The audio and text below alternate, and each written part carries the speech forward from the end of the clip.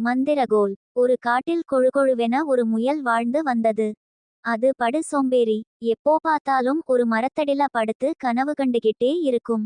ஒரு நாள் அது படுத்திருந்த மரத்தடில ஒரு கம்பு இருக்கத பார்த்துச்சு.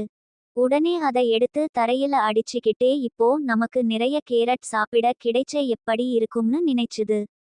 உடனே அந்த முயலுக்கு முன்னாடி நிறைய கேரட் வந்துடுச்சு. உடனே முயலுக்கு கையில் இருப்பது மந்திரகோலோ என்ற சந்தேகம் வந்துச்சு. உடனே அதை சோதிச்சு பார்க்கவும் நினைச்சு எனக்கு நிறைய புல் கட்டு வேணும்னு சொல்லி மந்திரகோலை தரையில் தட்ட அந்த முயல சுத்தி நிறைய புல்கட்டுகள் வந்துடுச்சு.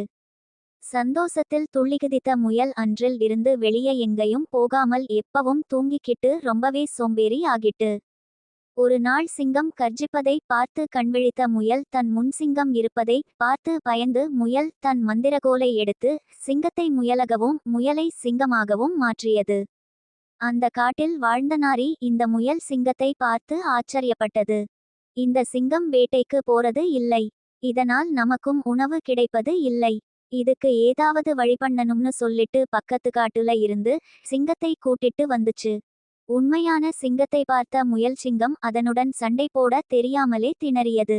இப்போதான் முயலுக்கு புரிந்தது கடவுளின் படைப்பில் அவர்களுக்கு என கொடுத்த வேலையை அவர்களால் தான் செய்ய முடியும் என்று.